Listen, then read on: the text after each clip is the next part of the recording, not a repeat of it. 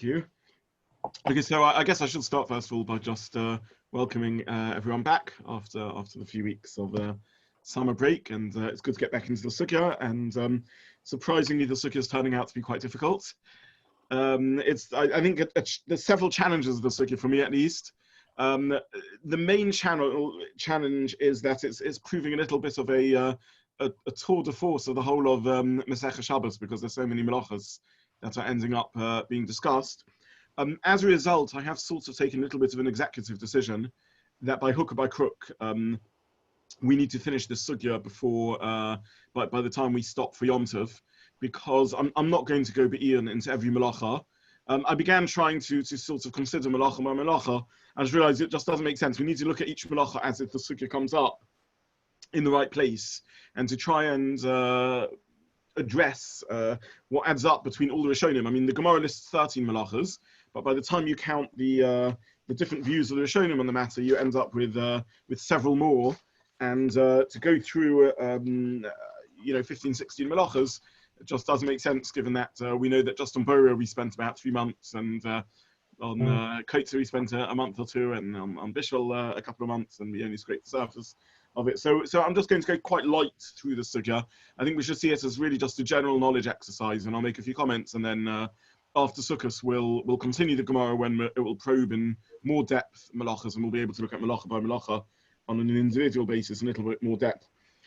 That introduction said, Rava says there are 7 chata'os for someone who is Haimanda Ovid Chavisa, someone who makes a barrel, an earthenware barrel, is chayiv 7 chata'os, which is another way of saying that there's 7 melachos. Someone, I think it was you, Philip, posted helpfully the Sfaria translation on the group. But as I pointed out there, the translation begs the question, because Ha Gufa, that itself is a machlokas, what the melachos are, and that's really the topic of our sugya. So I'm happy, by the way, if anyone wants to flag particular questions on the sugya. Otherwise, I'll just highlight a few issues that strike my fancy on the various topics that are listed, and particularly some of those which are chazara on issues we've already touched. So Rashi lists the 7 melachos. Does anyone want to give me a quick run through of what these 7 melachos are according to Shittas Rashi? I'll give it a go. I've written it down. Excellent. Okay, so I've got Tochein Boem Mavaked Lush Memachek Mavir Mavasha. Spot on. Excellent. Thank you. Yep, absolutely perfect. So just really a few ha'aras. Two melachos that are missing from Rashi's list. One is boineh, and that's a point of discussion in Rashi and in Tosfos. And one is, in Tosfos, and one is makeh b'patish, which is a point of discussion in Rashi. So I flag those as what we'll talk about. So basically, we have 9 things we need to talk about on the sugya. The 7 melachos that Rashi does list, and then the 2 melachos that Rashi doesn't list, which are boineh and makeh b'patish. Well, no, he also doesn't list. Yeah, chovesh. And also doesn't list chovesh. Yes, thank you. Yeah, and he mentions that he doesn't list chovesh. Yeah. So those are the things that we need to discuss. Let me make a note actually of that. Chovesh I should add. There's also Machatech as well in Rabbeinu Hananel, which isn't in Rashi. Yes, Machatech Rabbeinu Hananel, yes.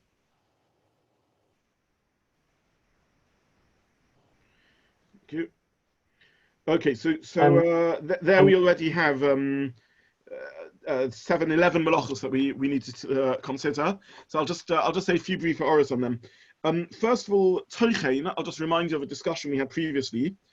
We saw earlier a machlokas rishonim about whether the melacha of Tochein only applied to gedulei karka, or even to things which are not gedulei karka. The Rambam brought the melacha of Tochein by shof barzel, where you scrape metal shavings off a metal block or something like that, because you wish to use the shavings for something. And the Rambam says this was the melacha of Tochein. And the Trumas Hadeshen and others argued, and so that Tochein only applies to gedulei karka. So the lomdus of this machlokas is something we visited before, which is that at some point in the process between choresh, which is right at the beginning of the 11 bread-making melachos, and baking, which is right at the end of the 11 bread-making melachos, at some point it switches from being a melacha in an agricultural melacha, which is only gedolei karka, to a melacha which is in food, which therefore wouldn't only apply to gedolei karka. So our sugya, when we learned that sugya of Teichen, we did reference our sugya at the time we hadn't yet seen it. It's one of the rayas that are brought for holding that Teichen even doesn't apply to gedolei karka, because here we're talking about crumbling earth. And there's three ways of dealing with this Gemara.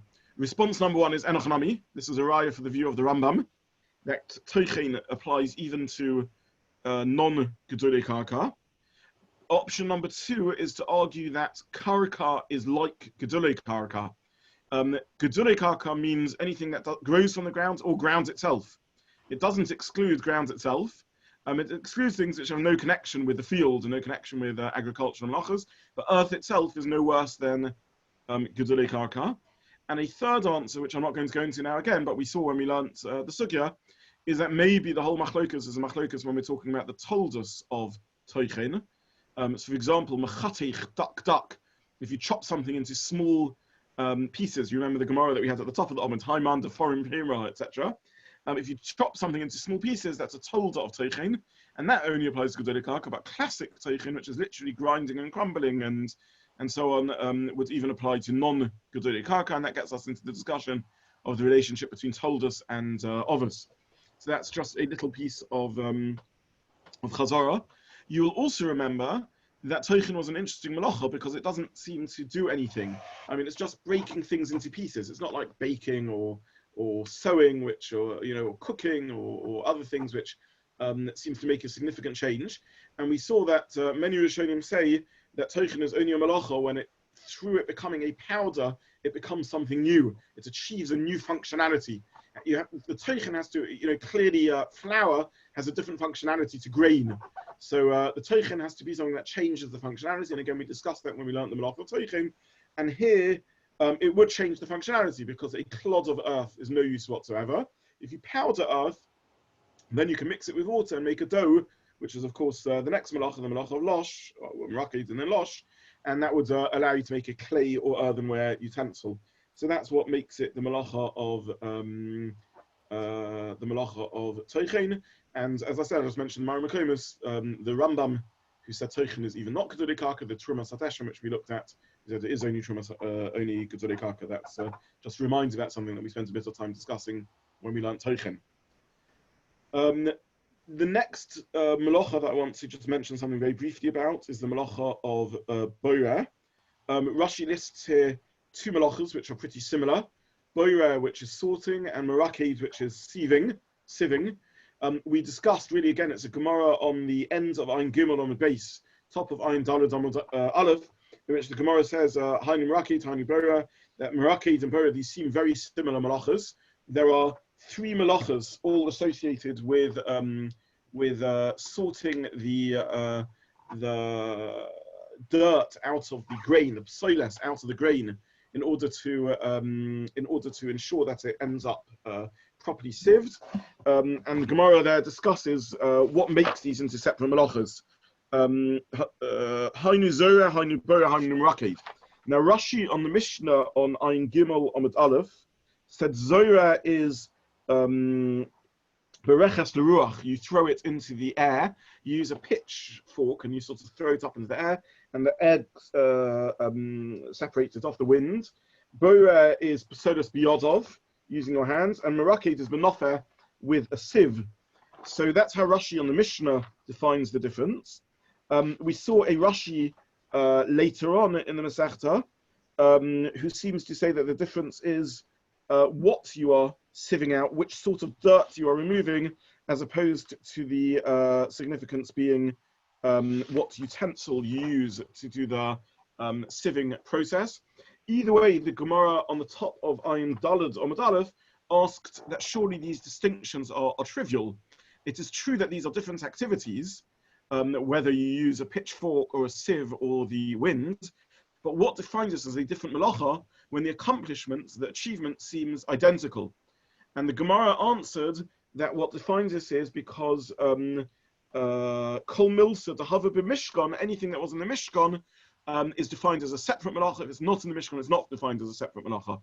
And just to remind ourselves of what's a very important piece of Lomdus in the whole of Masechet Shabbat, we hover when we learn Masechet Shabbat uneasily between two extremes, but in two ways, both of which are wrong. First of all, is a melacha about a result or an action? The answer is neither. A melacha is engagement with achieving a reaction, a result, with achieving an outcome. Just having an outcome is not a melacha. Just doing an action is not a melacha. It's engagement with achieving that outcome. And I remind you, that's why there's all sorts of halachas around Shabbos to do with meleches machshavos and to do with shinoi. It's about how you throw yourself into the melacha, how you engage with it. We will see, and we'll talk about this in a moment, with boreh, for example. If you do it derech achila, it ceases to be a melacha because it's an act of achila. It's not engagement with creating a result. So this is the first point, that it makes sense that even though the result is, in a sense, identical, it's the separation of good from bad, nonetheless, the way I do it and the way I engage it could be enough to define it as a separate melacha. Nonetheless, the Gemara says that the determinant of whether it is a separate melacha or not is whether it's found in the Mishkan. Now, not everything found in the Mishkan with a trivial difference is enough to make it a separate melacha. And there has to be a marriage here between svara, on the one hand, and the, in a sense, gezeres hakosov of what's found in the Mishkan on the other hand. We can't just blindly apply differentiation found in the Mishkan to determine something as a separate melacha.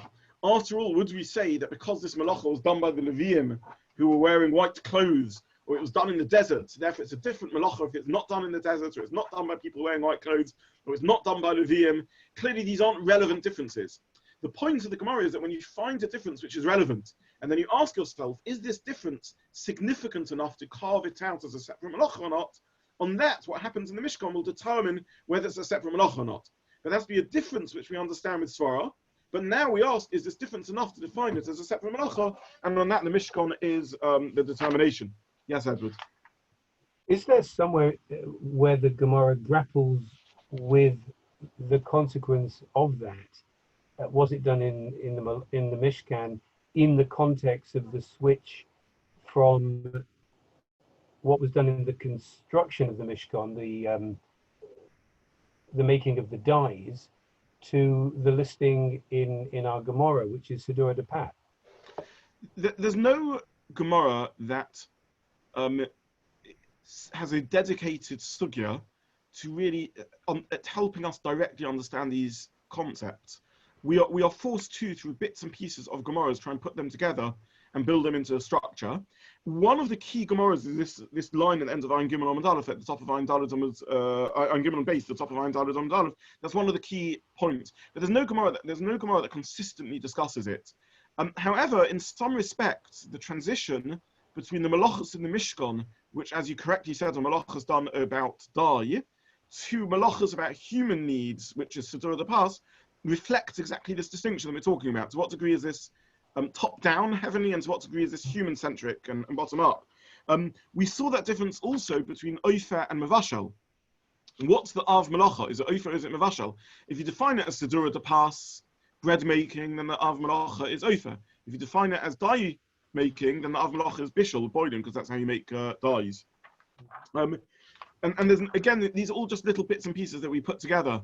The difference between... That obviously has huge ramifications in terms of how was this done in the Mishkan, because it's a question of was it done in the construction of the Mishkan or in the operation of the Mishkan? So we're following the Rashi and the Rambam and the main Rishonim, who say it's about the construction of the Mishkan, not the operation of the Mishkan. And the second point is, if you follow the Rashi and the Rambam, the nafkamina is relatively limited. Before you learn Masechet Shabbat, you assume there's one Av, each of the 39 is one Av, and out of them are Toldos. And therefore you'd very much like to know, well, which one is the Av and which one is the Toldo? Is it Ofer or is it Mevashel? However, once we learn at the last few sukkahs, we've seen that both Rashi and the Rambam, in their own way, go with this theory that there are many of us which all come under one of the 39 categories. So Ofer and Mavashel are co-overs, and yet only count as one in the list of 39. And that's really the whole sugya of Ayin Gimel Ayin Gimel base. Hazoreya v'Azomer v'Anoteya v'Mavich v'Markiv, all Malach Achas, and Achorish v'Chofer, etc. All Malach Achas. So either way, Chofer and Mavashel are both co-overs. Nonetheless, which is the one that gives its label or its name is it would depend on whether we're defining by the Mishkan or defining by Sidura the Path. Okay, so this is the second point that I just wanted to spell out, the difference between Boreh and Meraked. We discussed this when we learned the sugya of Boreh, and the recordings are available. Definitely a good opportunity to do Chazara. Nonetheless, the difference may be in the process, which implement you use, or which sort of pseudos you're separating off. Is it dirt that's mixed with the grain, or it's part of the body of the organic growth itself? Some of these define the difference between the melachos.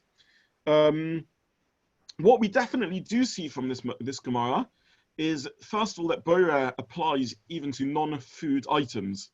Now, when we learnt Boreh, I mentioned briefly some examples of Boreh which were non-food items, like clothing and sforim and so on. We didn't go into it in too much detail because the sugya wasn't really about those. And someone asked me, where do we know Boreh by a non-food item? And the answer is, our sugya is one of the Marim Komas that teaches us that Boreh, or Rashi rather, is one of the Marim Komas that teaches us that Boreh applies even by non-food items. A second interesting ha'ara here, which again we're not going to go into too much detail, is Rashi says, Boreh hatsuroris hagasos mitochon. You separate the large lumps from them. Now the large lumps would appear to be the psoles, the poor quality, the stuff you don't want, and the smaller lumps would appear to be the stuff that you do want in order to make a clay dough, which you then will use for your baking process. In which case, Rashi here is saying the classic form of Boreh, which is psoles me oichel, rather than oichel metoich psoles. Because again, I remind you, the Gemara in Ein Gimel Amud and Ein Daled Amud Aleph, said that if you do something beyad, miyad, and oichel metoich psoles, in other words, as you're eating, you just take the food out of the mixture and it's with your hands and you immediately eat it. This is called derech achila and wouldn't be chayav in the melacha of Boreh. Nonetheless, it would appear over here that this is not a relevant distinction. It would appear that even were you to take the oichel from the psoles, you would still be chayiv over here. And the reason is because this wouldn't be la'alta, this wouldn't be miyad, because you're not eating it or you're not using it, you're using it for manufacture, and that would seem to contradict the very svara of miyad. Let's just remember again, the lomdus of why, if you're doing Boreh, to use immediately you're exempt, is because it's derech achila, it's the way of using it, it's not manufacturing. However, here you are engaged in manufacturing, that's the very malacha you're doing. Now, it's true that you will use that which you were Boreh miyad. Let's say you're going to immediately make it into a dough and immediately bake this dough into a barrel, and therefore a non-Lomdan would argue, look, this is miyad, I'm immediately using it. But when we understand the lomdus of why miyad makes a difference, which is it's not manufacture, but it's consumption, over here it's clearly is manufacture, not consumption, and therefore you would be chayav for the malacha of Boreh, l'chora, even if you did oichel mitoch psoles, in which case Rashi is just explaining how it works, but is not making a halachic point that you're only chayav because it's oichel mitoch psoles. Could you argue on the non-food items you said about Rabbizobin that the same point you made before, that Boreh could apply for both karka and food, because it's like karka's in the wider category linked to food because it's karka? It doesn't seem that karka is a svara in it being a food. You can argue if the distinction is it an agricultural malacha or a food manufacture malacha, then you can argue that Gidova Shegedulim in our karka would also include karka itself. However, if Boreh only applies to food, then it doesn't appear reasonable that karka should be like food, and therefore this appears to be a good raya that even non-food items have Boreh. I should mention this isn't my own raya, this is the Taz on the Shulchan Aruch in Siman Shin Yud Tes, Sif Cotton Yud Base. It says this, he says that this is a raya boira even applies to non-food items. Can I just ask there, in terms of, there was one of the reasons we talked about the ochel min psolet and the biad miyad was that stopped being derech brera and became derech achila. So presumably, actually, with non-food items, it's never a derech achila. And do those three exceptions even exist? It's a good question. It's possible that with kalim, utensils which you use, the same svara would apply. It's obviously not derech achila, but it's derech levisha or whatever it is, you're wearing clothes or something like that, as opposed to here where it is manufacture. Okay.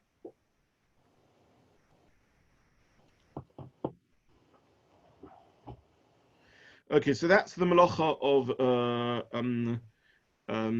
boya. Murakade, we're not going to go into because we haven't learnt Murakade, but I'll just mention that the poskim bring the same raya with respect to Murakade, which is sieving, that this also applies to non-oichel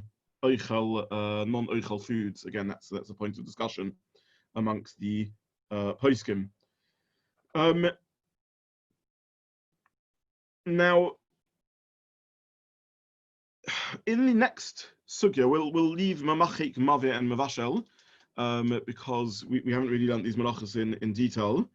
In the next scenario of the Gemara, the Haiman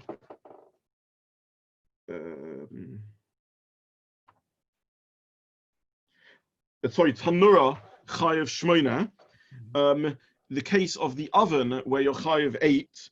There, Rashi says that after you bake it in the oven, after you bake it in the kiln, you then add on another layer of clay or something in order to make it thick and insulate it. And this is the Gemara melacha, says Rashi, of the Tanur, and therefore you are chayev in addition for the melacha of makeh b'patish. Then Rashi addresses the question of why is there no makeh b'patish included in the first list, in the list of chavisa, because after all, in the chavisa case, so again, just to summarize, in the case of the chavisa, the barrel, Rashi lists 7 melachos. Amongst these 7, he does not list makeh b'patish, which is completing it into utensil. Suddenly we get to Tanur, and the Gemara says there's an 8th melacha. Says Rashi, what's the 8th melacha? Well, when you smear on this outer layer of insulation, you're now finishing it off as an oven, as a tanur, and therefore you're chayev shmoina. Asks Rashi, so then you should also be chayev this 8th melacha for finishing off the chovis and making it into a chovis. And Rashi's answer is really not entirely clear. Rashi says, the melacha is finished by itself in the oven. In the case of the barrel that you are manufacturing, where the 7th and final stage is mavashel, it says Rashi, you're finishing it off by baking it in an oven, and it happens by itself, and therefore it's not the melacha of makeh b'patish. So how do we understand this distinction that Rashi is saying? Why is there no makeh b'patish in the case of the chovis, and there is makeh b'patish in the case of the tanur? Now, in the sheets I gave out, I don't know if anyone had time to focus on this, but does anyone know what I'm going to say, who argues Rashi on this Nakuda? Can you say that if makeh b'patish is in this case where he puts it in the oven, then doesn't that show that it's almost unfinished in the previous case? It depends what it's finished to do. The chovis is finished as a chovis. It's not finished if you want to make it into a tanur. All right. The distinction you're pointing out is that we will get back to your point, Max. But for now, the chora, the point is like I said, it depends what you're trying to manufacture. Yeah, so Rabbeinu Hananel takes a different view of makeh b'patish. Yes, that's correct. So Rabbeinu Hananel argues on Rashi. There's a little bit of a Gersa confusion here, and when I printed Rabbeinu Hananel, I added in the footnotes. I don't actually know who these footnotes are from, possibly even just the printers or something. But Rabbeinu Chananel, if you look at it, doesn't actually tell us what all 7 chatas are. Something is missed out somewhere in the process. But either way, he does seem to understand that Gemar Malacha is Makeh B'Patish in the case of the barrel, and that would be the 7th Malacha, unlike Shittas Rashi. So we have a machlokas for Shonim whether Makeh B'Patish is counted in the 7 or it's only number 8. So what does Rashi mean? What is the distinction that Rashi draws? Why does Rashi say that Makeh B'Patish isn't relevant over here? So he says because Me'eleh HaNigmra, you put it in the tanur and it's Me'eleh HaNigmra. Now what Rashi seems to be saying is that therefore you're not doing the malacha, which is a very legitimate point. After all, you just put it in the oven. I mean, putting a piece of clay in an oven is nothing. You put it in the oven, and then what is it that hardens the clay? It's the baking, which happens by itself in the kiln. It's not my mice. It's not my action. But if that is Makeh B'Patish, then the 11th act in Sidura Pat is Makeh B'Patish, not Ophir. Yes, you are correct, and there are many questions that this comment of Rashi opens up, including your question, which is why isn't every time you bake a loaf of bread a Makeh B'Patish? And we will address all of those. But for now, because of the complexity of the concept, I'm putting that question on hold, and I'm just trying to take Rashi on face value. And Rashi says, Me'eleh HaNigmra, and therefore it's not Makeh B'Patish, because I'm not doing anything. I just put it in the oven. It's the oven that's finishing it off. Now, Rashi, I guess, is arguing, you could call this some sort of grammar type svara. I'm not doing the malacha. I'm putting it in an environment where the oven does the malacha. The problem is, if this is a good svara, then surely this applies to every case of bishul and afia. Every time I bake or I cook, I'm not doing a direct action. I'm merely putting it in the oven, and the oven is doing the baking and the cooking. So why aren't I always exempt from the malacha? Indeed, there are other malachas which we could also think about. We spoke once before about zereah. I mean, what is the malacha of zereah? Is it putting it in the ground, or is it the seed beginning to take? The seed beginning to what's it called when seeds begin sprouting, when they germinate. Germinate. Thank you. Sorry, I have to blank on the word. When the seed germinates, there also I'm not really doing the malacha. The earth, the ground is doing the malacha. And we discussed whether it's parallel to bishul or not. Now the truth is there's many malachas like this. So for example, seveya, I put the cloth in the vat, and then the dye does the dyeing process. So you can unpick many malachas and actually begin questioning what does it mean to do anything. And one way of understanding Rashi is that this is exactly Rashi's point. Each malacha needs to be defined in the context of that malacha itself. And therefore the malacha of seveya, dyeing, putting it in the vat with dye is the malacha. That's how I do the ma'aseh tziviyah. What makes something into an act, an engagement with the malacha of tziviyah, the asek, the hisaskus, the involvement with tziviyah, is for each malacha as relevant to that malacha. And therefore with tziviyah, the way to achieve it is by putting it in the vat. With bishul and afiyah, the way to achieve it is by putting it in the oven, in the flame, in the heat. And that's good for Rashi's point. Bishloma, we can see that with afiyah and bishul, putting it in the oven is enough. And I can't argue there, me'eleh, it's happening by itself, because that is his askus, the engagement with the malacha of bishul and afiyah. However, when it comes to Makeh B'Patish, it's different. Because with the malacha, Makeh B'Patish, there we don't find that Kiddush. That isn't the essence of Makeh B'Patish. With afiyah and bishul, this is integral to the process of afiyah and bishul. This is how it happens. However, in Makeh B'Patish, it's my action, the Makeh B'Patish that I do, the last hammer blow. And therefore there, we don't have a raya that my engagement with bishul by merely putting it in the oven should be enough to make it the malacha of Makeh B'Patish. So this is one, I think, very good way of reading Rashi. We'll see in Mitzvah Hashem next year other answers to this question and to Edward's question also, which is why isn't every bishul also Makeh B'Patish? But I think this is a good reading in Rashi. Me'eleh HaNigmra is a weakness in Makeh B'Patish. It's not a weakness in bishul, because this is the essence of how one involves oneself and engages with the malacha of bishul. So we run out of time. We'll stop there. Sorry, Max, yes. So why in the case of Tanur doesn't he use that swara? Well, Because in the case of second Tanura, case, Rashi at when least it's learns state. that the final malacha is putting this layer on, which you directly apply, and therefore it's a direct action as opposed to merely letting something else do its work. Yeah, it seems that Makabah Patish is a non-specific act which finishes off the construction or manufacture of a thing. But an active act. I'm sorry? Sorry, what did you say, Gary? But an active act, not a passive act. That's correct, yes. Yes. Yeah, you're both correct, but you're saying different points. Gary, you're correct, it's an active act, not putting it in a situation act. And Edward, you're correct, that it's non-specific, and we'll look at that in a little bit more detail in the next year. So that would give us a distinction. So baking is a specific act, smoothing is a specific act, and then you could go through the others. So yeah, we'll see. We'll look at yours far next week also. Yes, you're correct. Okay, I wish everyone a good evening. Thank you so much as always for joining, and we'll re-meet on Sunday. And really lovely for the chaburah to be back again together. Erev tov, Laila tov. Laila tov. Yeah, thank you very much. Thank you.